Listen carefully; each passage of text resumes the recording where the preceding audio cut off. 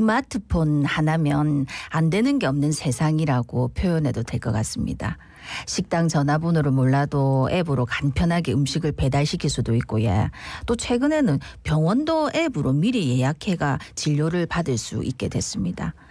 참 편리한 세상이다 싶기도 한데 이 편리한 디지털 세상을 함께 누리지 못하고 소외되는 이들 생각해 보신 적 있으십니까? 예, 부산 사회복지연대 김경일 사무국장 전화 연결돼 있습니다. 사무국장님 나와 계시죠? 안녕하십니까? 안녕하십니까? 네, 안녕하세요.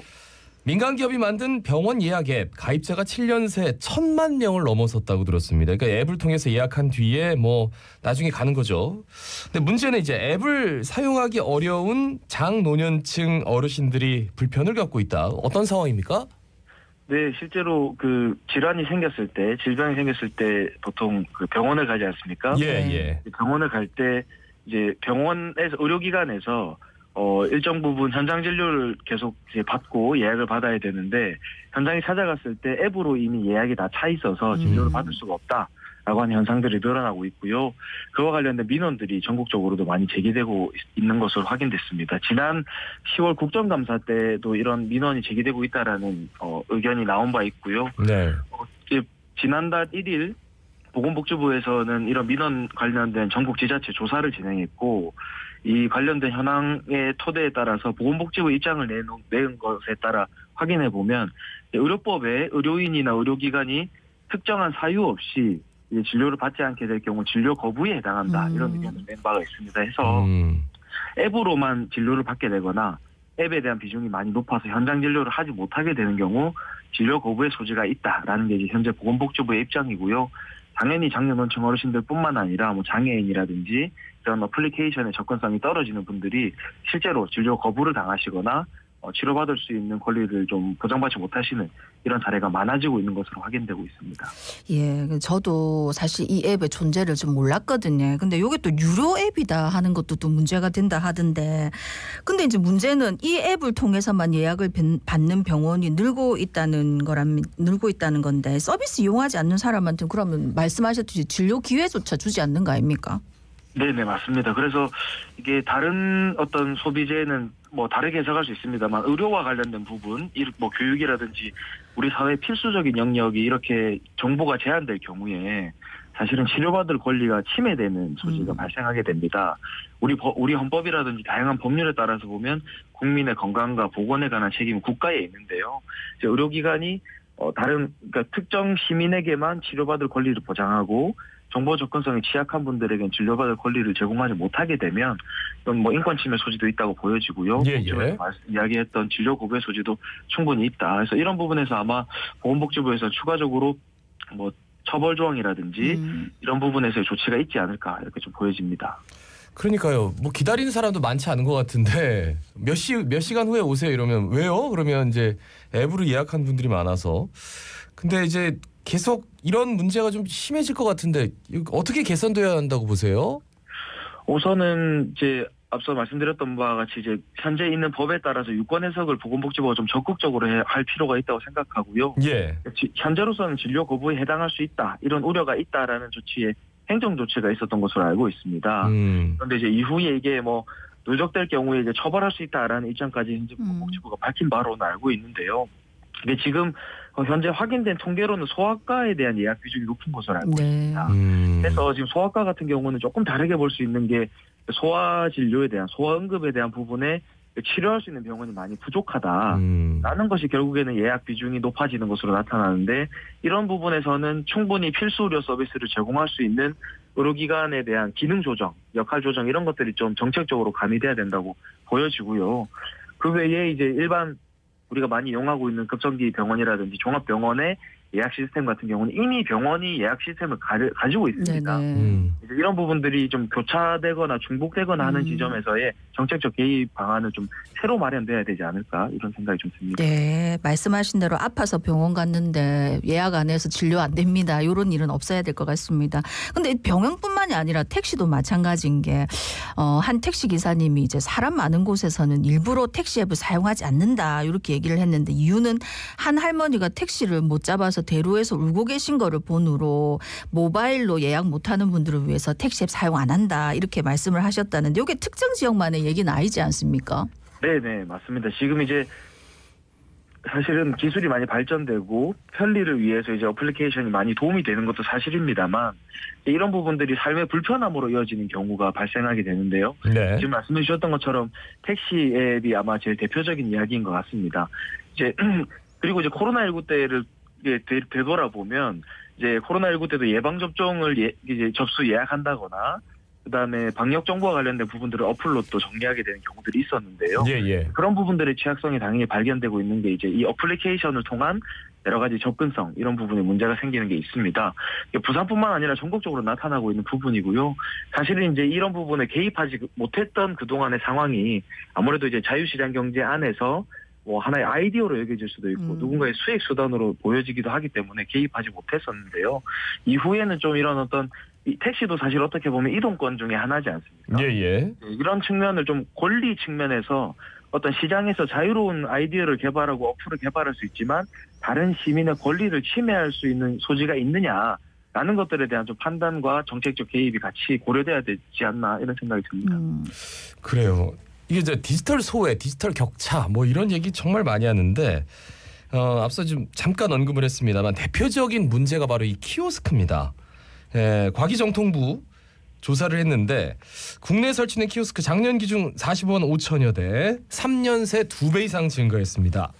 아무래도 좀 장동년층 어르신들이 어려움을 겪을 것 같은데 어떻습니까?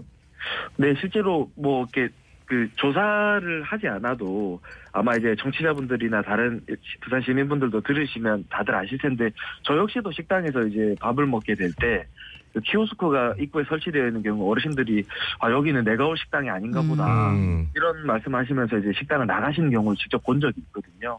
그러니까 이제 키오스크라는 게 어떻게 보면 인건비를 감축하기 위해서 뭐 경영의 측면에서 여러 가지 고려할 수 있는 방법이 될 수 있습니다만 이걸 이용하지 못하는 분들이 이제 뭐 비단 이제 키오스크라는 게 식당에서만 있는 일이 아니라 뭐 카페라든지 뭐 대형 마트라든지 곳곳에서 지금 많이 설치되고 확산되고 있기 때문에 이 부분들이 이제 어떤 생활을 하는 데 있어서 물품을 사는데 먹을 것을 사는 데에 계속 제한이 된다면 삶의 어떤 질이라든지 이런 것들에도 영향을 미칠 것이라고 보여집니다. 네. 그래서 이제 좀 뭐 지자체별로 앱 사용법이라든지 뭐 키오스크 조작법 같은 이런 디지털 교육을 진행을 하는 걸로 알고 있는데 이게 실제적으로 도움이 많이 됩니까?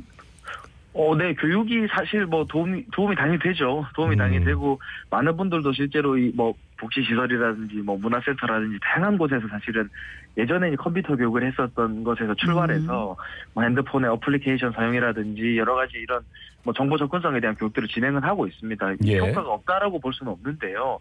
문제는 그 교육을 그러면 보편적으로 모든 시민들이 다 받을 수 있냐. 교육 역시도 이제 사각지대가 존재할 수밖에 없지 않습니까? 네네. 그렇다고 하면 이 교육에 대한 부분의 한계도 분명히 있다. 그러면 이제 이 앞서 말씀드렸던 거와 같이 이제 근본적으로 이것들이 접근성을 높일 수 있는 방법이 아니라 접근성을 낮출 수 있는 우려가 있다는 측면에 대한 고려가 필요하지 않나 이렇게 보여집니다. 그러니까 디지털 교육 뭐 저도 키오스크 앞에 가면은 좀 주눅이 들어요. 예. 그리고 옆에 뭐 이렇게 좀 저보다 어린 친구들 보면 정말 빠른 속도로 이렇게 키오스크를 조작하는 모습을 보면 이게 참 이 숙달도 참 중요하다라는 생각도 들고 그 교육만으로는 좀 역부족인 것 같기도 하고 좀 더 쉬운 키오스크가 좀 나오면 어떨까 이런 생각도 들고요. 어떻게 보세요? 뭐 이제 기술이 계속 발전되면 더 편리하게 되기 때문에 뭐 여러 가지로 쉬운 키오스크가 필요할 수 있다라는 것도 기술적 방법이 될 수는 있겠습니다만 결국에는 이제 뭐 지금 시대만이 가지고 있는 특성일 수도 있겠습니다. 뭐 정보가 발달한 게 지금 시대가 그러니까요. 근데 앞으로 계속해서 기술이 발전되고 새로운 기계가 나오고 또 새로운 접근 방식이 나온다면 그때그때마다 계속 교육을 해야 되고 그때그때마다 더 편리한 더 이제 뭐 쉬운 작동성의 기계를 마련해야 되냐라는 부분에서 저는 해결책이 한계가 분명히 있을 것이다라고 보여져요. 그렇다면 결국에는 키오스크 외에 사람이 소통할 수 있는 방법에 대한 장치들은 계속 유지해야 되는 것은 아닌가 이런 고민이 사실은 같이 드는 부분이 있습니다. 네. 근데 사실 이제 키오스크 같은 경우에는 뭐 조작이 어려운 어르신뿐만이 아니라 장애인들한테도 좀 장벽이 있는 거 아닙니까? 맞습니다. 실제로 이제 키오스크를 이용하실 때 비장애인 분들은 잘 모르실 수도 있습니다만 이제 언어가 표기된 것들이 그냥 이제 비장애인들이 일반적으로 사용하고 있는 용어가 많이 있고 네. 그다음에 높낮이를 보더라도 휠체어를 타고 계신 분들이 실제로 터치할 수 있는 높이에 마련되어 있지 않은 키오스크도 많습니다.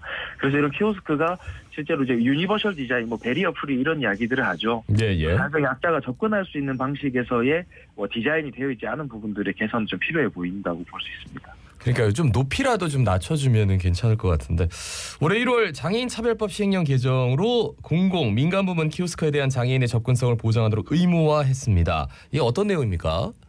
네, 키오스크를 설치할 경우 앞서 말씀드렸던 것처럼 휠체어의 접근성을 보장한다거나 그다음에 점자, 시각장애인분들 점자로 보시지 않습니까? 근데 예. 키오스크 터치 같은 경우는 점자로 되어 있지 않기 때문에 뭐 이런 부분이라거나 뭐 이제 그 시각장애인이신 분들은 뭐 음성 서비스가 필요하겠죠. 이런 부분들 그다음에 그림이라든지 실제 이제 뭐 발달 장애라든지 이런 어떤 지적 부분에서의 이제 그 언어 해석 능력이 좀 이게 비장애인보다 조금 떨어지시는 분들에 있어서는 이제 쉽게 설명할 수 있는 이미지화된 그 콘텐츠 제공이 필요하다 이런 것들이 나와 있는데요.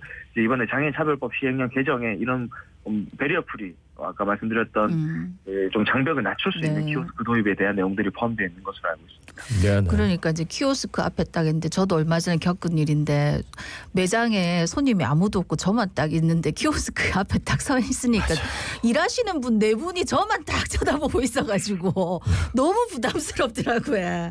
사실은 뭐 제도나 기술 개선도 중요하겠지만 좀 사회적 인식 개선 이런 것도 중요할 것 같은데 어떻습니까?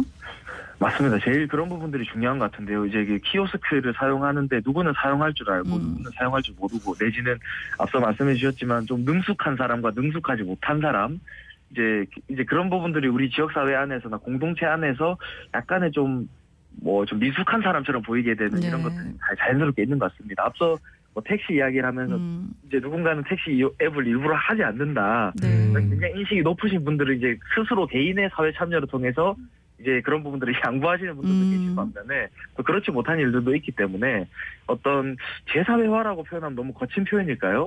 이제 사회에는 다양한 존재들이 있고 누군가는 능숙하고 누군가는 미숙하다라는 것에 대한 것들을 우리가 함께 인식하고 함께 배려할 수 있는 문화가 좀 필요하다. 네. 공감하는 부분입니다. 네. 예. 근데 요즘은 잘도 가르쳐 주시더라고요. 네. 말씀 잘 들었습니다. 고맙습니다. 고맙습니다. 네, 감사합니다. 예, 부산 사회복지연대 김경일 사무국장이었습니다.